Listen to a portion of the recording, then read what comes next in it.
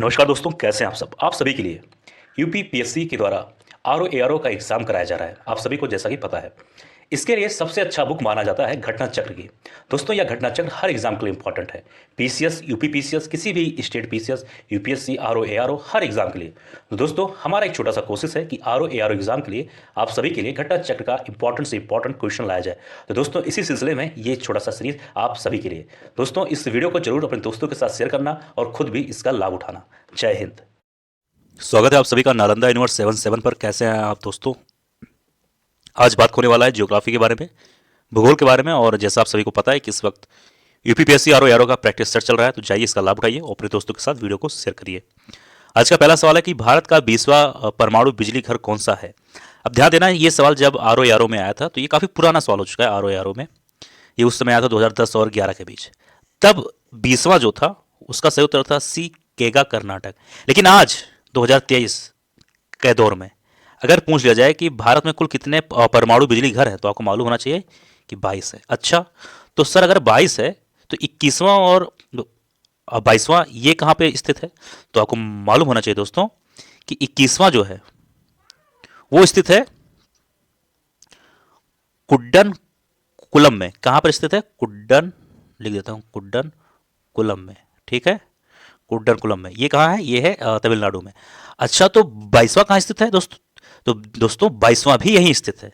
कहाँ पर? कुड्डन कुलम में ही स्थित है 22वां। तो 21वां 22वां दोनों एक ही जगह स्थित है और वो कहाँ पर है? तमिलनाडु में। ठीक है, आगे बढ़ते हैं। यहाँ पर मीठी बिरदी परमाणु ऊर्जा संयंत्र निम्नलिखित में से किस देश के सहयोग से स्थापित किया जाएगा? तो ये किया जाएगा, जब सवाल आया था आपका आरओ एआरओ में 2014 में, तो इसका उत्तर हुआ करता था सही ए, यूएसए। ठीक है, तो आपको ये भी मालूम होना चाहिए। फिलहाल ये सवाल आने की संभावना एकदम कम है, लेकिन जानकारी होनी चाहिए, ये चीज ध्यान रखना। अगला सवाल है, निम्न राज्यों में से कौन सा पवन ऊर्जा के उत्पादन में प्रथम स्थान रखता है? तो दोस्तों अगर इसके उत्तर की बात करें तो इसका सही उत्तर होगा ऑप्शन नंबर ए, यानी गुजरात। अब ध्यान देना, जब ये आरओ एआरओ में पूछा गया था 2013 में, तो इसका उत्तर क्या हुआ करता था? गुजरात। लेकिन आज दोस्तों है 2023, यानी कि 10 साल बीत चुके हैं। तो क्या आज भी पवन ऊर्जा के क्षेत्र में क्या गुजरात पहले स्थान पर है या नहीं? तो मैं आपको ये बता दूं कि आज के डेट में गुजरात दूसरे स्थान पर हो चुका है और पहले स्थान पर हो चुका है तमिलनाडु। समझ में आया कि नहीं आया? तो पहले स्थान पर कौन है? पहले स्थान पर है तमिलनाडु, फिर गुजरात है, फिर महाराष्ट्र है, फिर कर्नाटका है। समझ में आया कि नहीं आया? तो ये चीज ध्यान देना। मैं आपको हर एक सवाल वो करवाऊंगा, इससे ये पता चलता है आपको। देखो, लोग पूछते हैं कि घटना चक्र सर क्यों आप सॉल्व करा रहे हैं, क्या इससे सवाल आएगा? देखो दोस्तों, इससे सॉल्व कराने से ये होता है कि पहली चीज ये पता चलता है सवाल किस तरीके से पूछा जाता है, क्या सवाल पूछा गया है, और उससे रिलेटेड मैं आपको कई इंफॉर्मेशन देता हूं। इससे ये होता है कि सवाल हमेशा इसी के इर्द गिर्द आएंगे, इससे ही आएंगे, इससे बाहर कभी नहीं आएंगे। आप कोई भी एग्जाम देख लीजिए जो पीसीएस स्तर का हो, आरओ एआरओ, ये सब चीज, बिहार पीसीएस, उसमें घटना चक्र का जो बुक होता है दोस्तों, अगर आप लोगों ने थोड़ा बहुत पढ़ा होगा, जाना होगा, तो बहुत इंपॉर्टेंट होता है। इसलिए इस सीरीज को ध्यान देना। तो इस सवाल का उत्तर मालूम हुआ कि नहीं हुआ? अगला सवाल है आप सभी के सामने कि रामपुर जो भारत में अपना सौर ऊर्जा प्लांट लगाने वाला प्रथम गांव बना, वो कहां स्थित है? ये अच्छा सवाल है, ये इंपॉर्टेंट सवाल है, ये मान लीजिए। सही उत्तर होगा डी, उत्तर प्रदेश। ठीक है, तो ये चीज ध्यान देना, उत्तर प्रदेश में। ठीक है, समझ में आया कि नहीं आया? ओके। और अगर कभी ये पूछ ले किसी भी एग्जाम में या इसी एग्जाम में कि भारत में सबसे बड़ा सौर ऊर्जा प्लांट कहां पर है, तो आपको मालूम होना चाहिए कि भारत का सबसे जो बड़ा सौर ऊर्जा प्लांट है दोस्तों, वो है बडला सोलर प्लांट। क्या है? बडला सोलर प्लांट, जो कि राजस्थान में है। ठीक है, ये लगभग 56 स्क्वायर किलोमीटर दूरी पर फैला हुआ है। तो देखो, ये इतनी जानकारी मैंने आपको दी। ठीक है, अगले सवाल के बारे में बात करेंगे दोस्तों। इसमें है कि निम्नलिखित में से ऊर्जा का कौन स्रोत व्यावसायिक स्रोत नहीं है? इस शब्द पे ध्यान देना दोस्तों, व्यावसायिक स्रोत। और इसमें क्या पूछा गया? नहीं है। तो इसका मतलब 4 ऑप्शन में से कोई एक नहीं होगा, बाकी 3 कहीं ना कहीं तो होंगे ही। उत्तर की बात करें तो इसका उत्तर होगा डी, यानी कि बायोगैस जो है दोस्तों, ये व्यावसायिक स्रोत नहीं है। तो इसका मतलब क्या समझे आप कि पेट्रोलियम और परमाणु ऊर्जा और प्राकृतिक गैस ये व्यावसायिक स्रोत हैं। अब ध्यान सुनना मेरी बात को। ऊर्जा संसाधन में कोयला, पेट्रोलियम, प्राकृतिक गैस, परमाणु ऊर्जा ऊर्जा के व्यावसायिक स्रोत हैं। ये गैर नवीकरणीय और परंपरागत संसाधन भी कहे जाते हैं, जबकि सौर ऊर्जा, पवन ऊर्जा, बायोगैस, अवशिष्ट से प्राप्त ऊर्जा, भूतापीय एवं ज्वारीय ऊर्जा, लघु जल विद्युत, बायोमास इत्यादि ऊर्जा के गैर व्यावसायिक और गैर परंपरागत स्रोत हैं। इन्हें ऊर्जा के नवीकरणीय संसाधन भी कहा जाता है। देखो, समझ में आया कि नहीं आया? गैर नवीकरणीय मतलब क्या होता है? जो आसानी से ना बन सके। अब जैसे मान लीजिए कि ऐसा तो है नहीं कि अब पेट्रोलियम से ये एक बार खत्म हो गया, बस कहीं ना कहीं वो अब बन रहा है। ये एक लिमिटेड सोर्स है ना, जबकि हवा, सूरज की किरणें, ये सब कोई लिमिटेड सोर्स तो है नहीं कि आज 100 साल यूज कर लो फिर अगले 100 साल बाद ये खत्म हो जाएगा, ऐसा तो है नहीं। तो नवीकरणीय और गैर नवीकरणीय में अंतर ये होता है। नवीकरणीय मतलब होता है जो चीजें बनती रहती हैं, ठीक है, एक उसका साइकिल है। गैर नवीकरणीय मतलब जो एक लिमिटेड होता है, जो एक समय बाद वो कहीं ना कहीं वो खत्म होगा ही होगा। ठीक है, समझ में आया? आगे बढ़ते हैं। इसमें देखिए, हो सकता है ये सवाल आपको साफ ना दिख रहा हो, उसके लिए मैं आप सभी से क्षमा चाहता हूं। इसमें है कि निम्नलिखित में से कौन जैविक संसाधन नहीं है। यहां नहीं पूछा गया कौन किसके बारे में, जैविक संसाधन के बारे में। 4 ऑप्शन है, ए बी सी डी। उत्तर की बात करें तो इसका सही उत्तर होगा ए, यानी शुद्ध जल जो है दोस्तों, ये जैविक संसाधन नहीं है। तो इसका मतलब क्या हुआ कि कोयला, मछली और पेट्रोलियम कहीं ना कहीं ये जैविक संसाधन है। अच्छा, तो आइए इस पर बात करते हैं। जैविक संसाधन जीवमंडल से प्राप्त होते हैं, जैसे वन तथा पशु एवं उनसे प्राप्त हो सकने वाले पदार्थ। ठीक है, अब बात करेंगे जैसे कि जीवाश्म, जैसे कोयला, पेट्रोलियम इसी वर्ग में शामिल किए जाते हैं, क्योंकि ये अविघटित जैविक पदार्थ से बनते हैं। शुद्ध जल जो है दोस्तों, ये जैविक संसाधन नहीं है। समझ में आया कि नहीं आया? ओके, कोई दिक्कत? आगे बात करेंगे। यहां पर है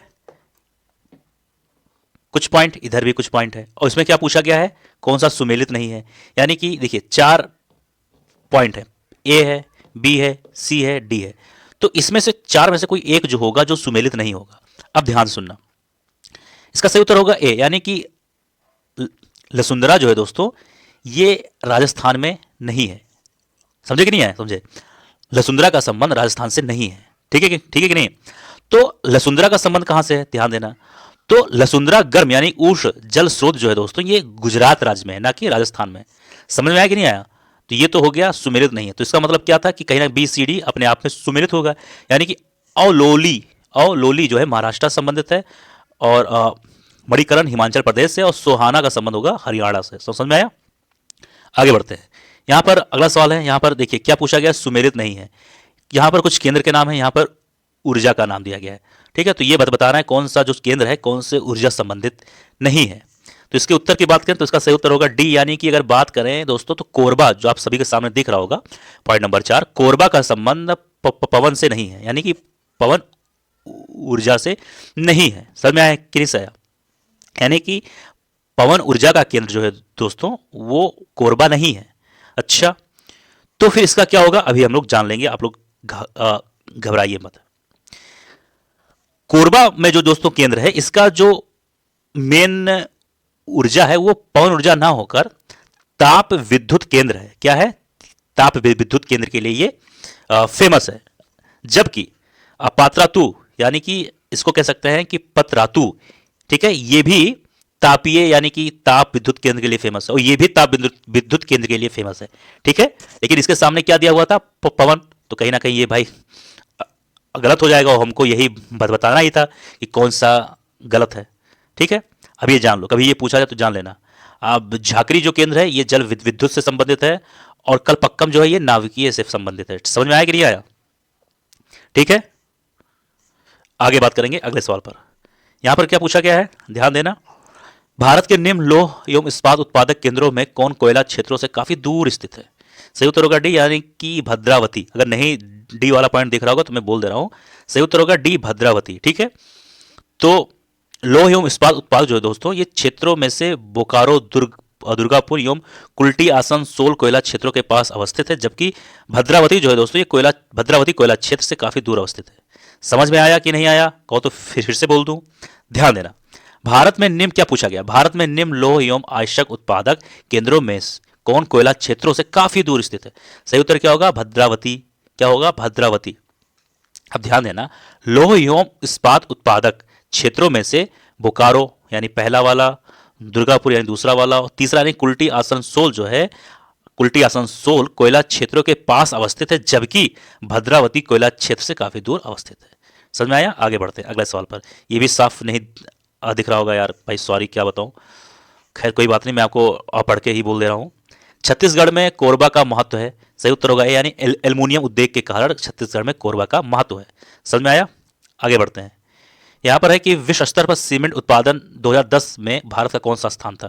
ये आरो यारो 2013 का सवाल है मेंस का, तो ये 2010 का सवाल है, तब इसका उत्तर हुआ करता था दूसरा स्थान। तो क्या दोस्तों आज भी 2023 में, आज से 13 साल बाद, क्या भारत का स्थान सीमेंट में कौन सा हो सकता है? आप लोग गेस करो। तो मैं आपको आज बता दूं तो आज भी भारत का स्थान दूसरा ही है। पहले स्थान पे आता है चाइना, जो कि पूरे विश्व का 57%, जो वर्ल्ड वाइड पूरे विश्व का 57% खुद सीमेंट का प्रोडक्शन करता है, जबकि भारत तकरीबन 7% कर पाता है। समझ में आया कि नहीं आया? तो पहला चीन, फिर भारत, और तीसरे में आता है वियतनाम। ठीक है, तो भारत आज भी दूसरे स्थान पे है। अब आइए बात करेंगे अगले सवाल पर। यहां पर क्या पूछा गया है, ये सवाल आपको साफ दिख रहा होगा। एक सूची में स्थान है और दूसरी सूची में उद्योग है, तो बताना है कौन सा स्थान किस उद्योग के लिए फेमस है। सही उत्तर होगा, ध्यान देना, विशाखापट्टनम जो है दोस्तों, इसका सही उत्तर होगा बी, पोत निर्माण से। ठीक है, बी है मूरी, इसका संबंध होगा एल्युमिनियम से, पॉइंट नंबर 4 वाला, ये आप देख लीजिए। पॉइंट नंबर बी का संबंध पॉइंट नंबर 4 से होगा। अगला है अगुड़गांव यानी कि गुरुग्राम, इसका संबंध होगा मोटर गाड़ियाँ। और डी है पनकी, इसका संबंध होगा उर्वरक। ठीक है, उर्वरक, उर्वरक। ठीक, समझ में आया कि नहीं आया? आगे बढ़ते हैं अगले सवाल पर, और कह सकते हो कि इस वीडियो का अंतिम सवाल भी है। इसमें है सहकारिता क्षेत्र में भारत का सबसे बड़ा उर्वरक कारखाना स्थित है, तो इसका सही उत्तर होगा, एक मिनट, ए, यानी कि फूलपुर उत्तर प्रदेश में। ठीक है, तो फूलपुर ये प्रयागराज में है, उत्तर प्रदेश में है। भारत का सहकारिता क्षेत्र में सबसे बड़ा उर्वरक कारखाना स्थित है। यह दोस्तों 23 नवंबर 1967 को स्थापित इफ्को की फूलपुर इकाई में अमोनिया एवं यूरिया यूनिट की स्थापना क्रमशः 1881 और 1857 में हुई थी। इफ्को की अन्य इकाइयां जो है दोस्तों वो है कालोल, कांडला और आंवला और पारदीप में स्थित है।